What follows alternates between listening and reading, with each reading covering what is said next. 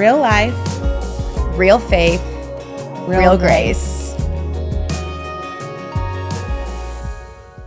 Looking back at it, you look back and you realize what that is. I was a cocktail waitress. I was a shot girl at nightclubs, multiple nightclubs. I would literally be in basically lingerie, walking around, letting guys like slap my butt, like doing whatever I could do to just sell this alcohol because I was a slave to the money and I was a slave for the nightlife, and nobody wants to admit it, but when you do a job like that, I'm just gonna say it, you're a slave for the attention. Yeah. I was. But it was attention that every time I left, I was absolutely miserable. I was so empty. Yeah. I literally would leave. I love that you say that. Oh, I was. I mean, in the moment, I was like, I'm the life of the party. And I was like drunk myself, and I mean, I was an alcoholic. Like I legit, like I lived for that. I lived for attention, drinking, partying, making money. We can sometimes look at people who are still in that lifestyle and it looks like they're having the time of their life. It looks like, they get any guy and they're just having so much fun. Yeah. And they're so empty and broken inside. I was so sad. And I would leave, and I remember, and I don't even know why I kept doing it to myself. And I would just say, I need the money. Like I'd find a way, like I need the money. I need to get out of here and move. I moved away so young, like out with a boyfriend. I mean, I was dating these guys that were literally, I literally was like dating my dad, over and over and over again. Yeah. And we do need tissues. I know, I'm good again. Okay. And it's like, but it's like, it's crazy because like I'd go off and I'd do these things and it was like, you'd think like the way that I treated myself, and I mean, there was nights that I was so drunk leaving that club and I was like, oh, nobody cares about me anyway. And I would drive home and that's like, so not even just like desperate, not even like dangerous. Well, I was desperate, I guess, but that's not even like dangerous just like for yourself, but now you're like putting other people in danger. And it's just, it was just so ridiculous. Like I was so selfish and I was just so like hateful towards myself. And I really got to a point where like I just didn't even care. I was like, you know what, like if I make it home, great. If I don't, like the world will be better without me. And I'd have that thought like in my head, Yeah. And I did everything I could like to just, be the exact opposite of whatever a Christian was. Right. And I stopped going to church. I stopped even trying. And the first time that I had ever even thought about Jesus or God or my spirituality, again, was I was dating this guy. Again, like, terrible example of men that I was with, because I came to find out that he was, like, literally cheating on me, like, with a couple of women. Oh, not just one. Yeah, just a couple. Okay. Just a couple. That's great. But I was literally driving over to his house, like slowly but surely, like starting to move some of my stuff over, and I had like all this stuff in my backseat, and I'm cruising down this highway, and I had never heard anything like this, and I remember hearing this very distinct voice, and it was actually very crazy because we all have like thoughts that go in and out of our head like all day, like we know. But and it's weird because like there's no tonality to those thoughts. This was a voice that was in my head that actually had like a man's deep voice, like a voice that I'll never be able to explain. But it was like so commanding, but so peaceful at the same time. I don't really know how to explain it. Yeah. It was both. And all I heard was buckle up. And, like, at that time, I don't know why, again, it was just, like, me through my phase of just not giving a crap about myself. Yeah. I would just never buckle up. I'd get in the car, I'd cruise, I'd go wherever I'm going, I'd just, like, ride out, right? Yeah. So I'm just, like, driving down this road, and I'm, like, jamming out to music. And, like, I'm just, probably either drunk or whatever, not even just doing what I'm doing, just out of it. And all of a sudden I hear buckle up, and I'm like, that's weird. So I go to buckle up, and when I like do it and I snap the buckle and I look back up again, at the road, I see that like all the cars are stopped like on this highway, like kind of like out of nowhere. And I was like, okay. So I'm like, I naturally do what I'm going to do. And I like think to hit the brake, and my brake does not work. Like my brakes in my car do not work. And I end up brick wall. I mean, these cars were stopped, brick wall, slamming into this car in front of me. I think it was like 60 miles an hour. Oh, wow. Yeah. And it was lights out from that point. I never heard this part of your story. Oh, it's long. I was saying there's lots of facets. It's a long journey wow. to like to even get to where I am right now, and I'm still such a baby, you know. Yeah. My whole life has been like me battling myself to just like have this relationship, you know. Yeah. So, but this was the first time I think I ever had like even started being interested in what that voice was, right? Like I didn't know what it was, but so I hit this car. Completely stopped, and they're stopped in front of me, and just full on smash into them, and like lights out. Like I have no idea what happened until I actually, like, it was almost like a movie, like opened my eyes. Like when you see like those scenes sometimes where they like replicate like someone kind of coming back to life, or you know what I mean? Yeah. I open my eyes and I see me literally like seatbelt worked, but I was hung over like the dash. Wow. And like my face was like basically like in the glass that had moved when the car crunched. Yeah.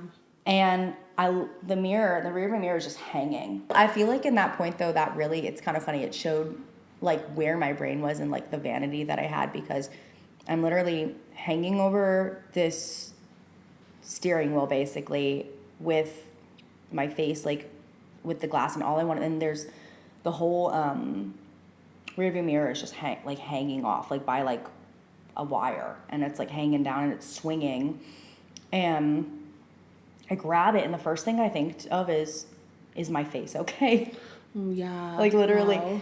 So I grab it and I look at it, and there's like chunks, like shards of like glass in my face, and I mean, it was just blood. Oh my god. And I'm like, holy mother. I'm like, my face is never, ever going to be the same. And I literally thought, like, for a second there, I lost. This is where my head was. I'm like, I'm never going to be able to make money at the club. That's what I was thinking. Like, that's where. Yeah. So I dropped the mirror, and all of a sudden I'm hearing this weird, like, this is the only way I can say it, don't laugh at me, but I'm hearing this, and I'm like, what is going on? Yeah. So I see, because I had all my stuff in the back, and I see that, like, so much of, like, all of these clothes and, like, different little things that I was bringing or whatever, like, all of it flew up front in the crash. So I notice, I'm, like, looking, and I'm like, I think it's my phone. So I start trying to look for my phone through, like, all this stuff. I mean, it was chaotic, right? Yeah. And, like, I'm not even thinking. So I finally find it.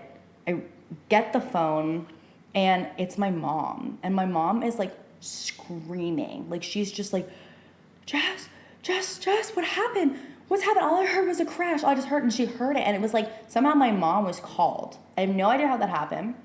Oh, wow. Oh, and I didn't even know where I was. So I finally am just, like, looking around.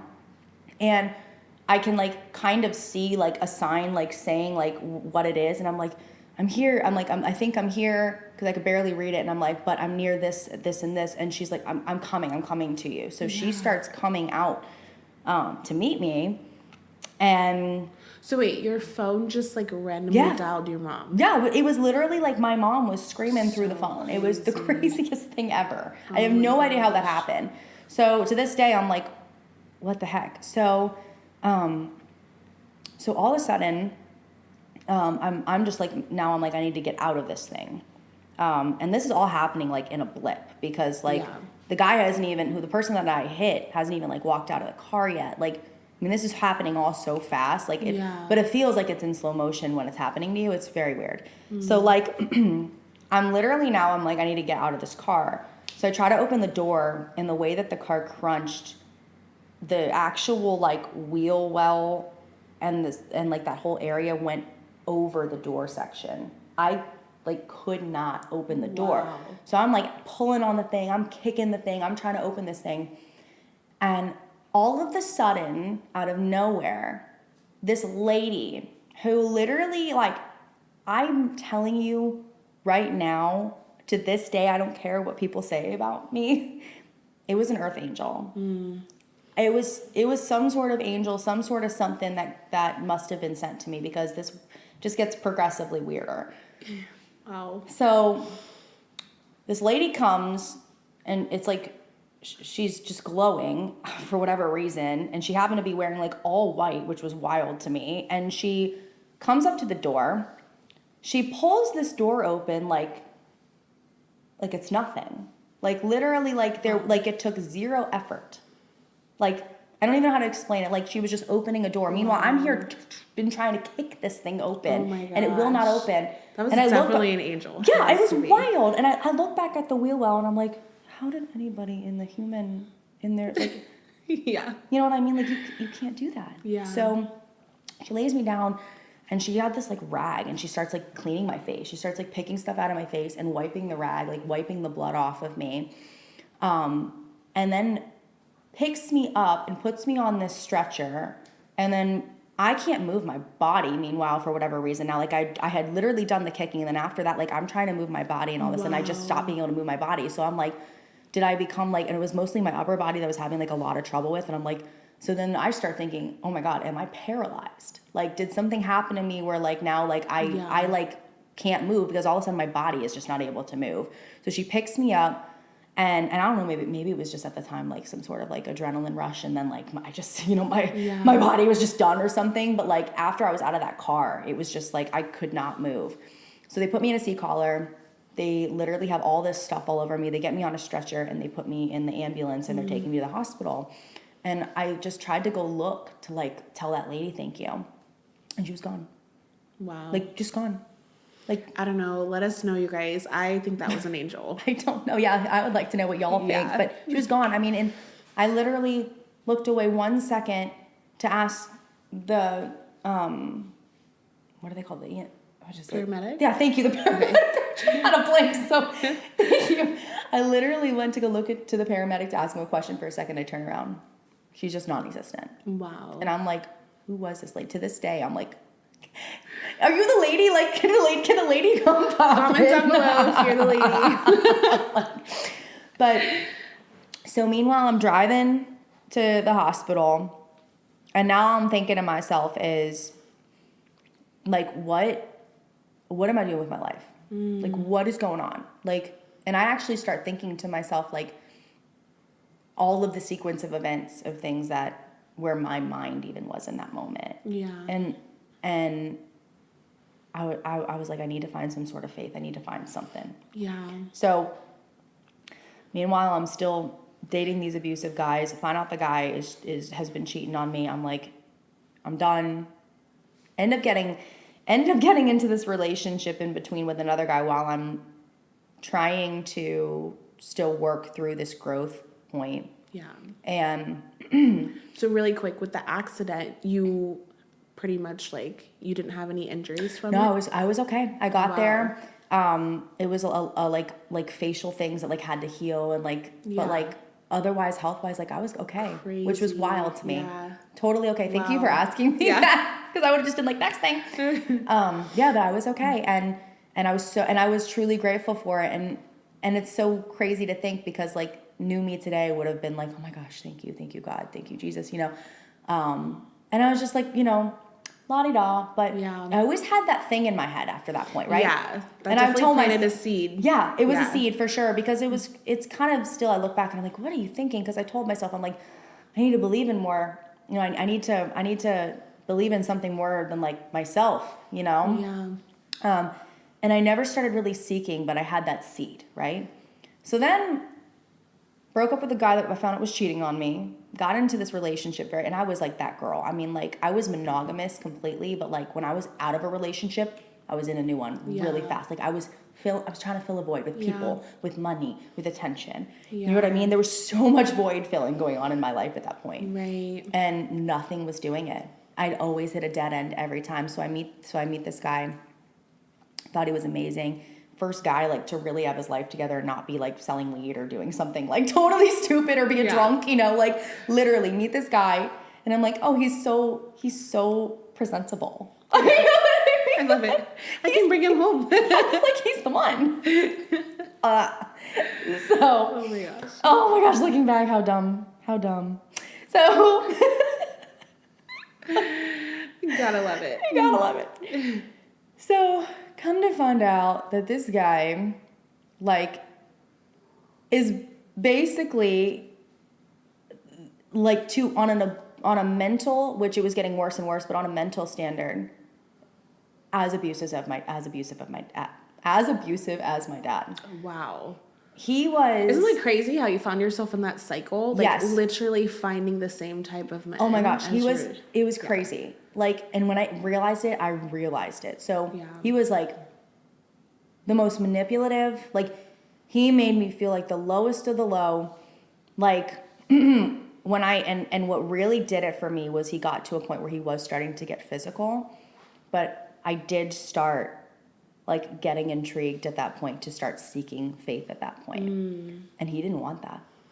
Oh, of course not. He didn't want that. It was like he knew that he had this control on me, and that if I started doing that, the love and the independence and the stuff that I was starting to gain, I was getting so strong. Yeah. And he hated it. So the stronger I got, the worse he got. So it went from now I'm all the things that my dad used to call me, and I'm talking like the worst names you could think of in the book. I'm just trying to be polite on the show, to be honest with you.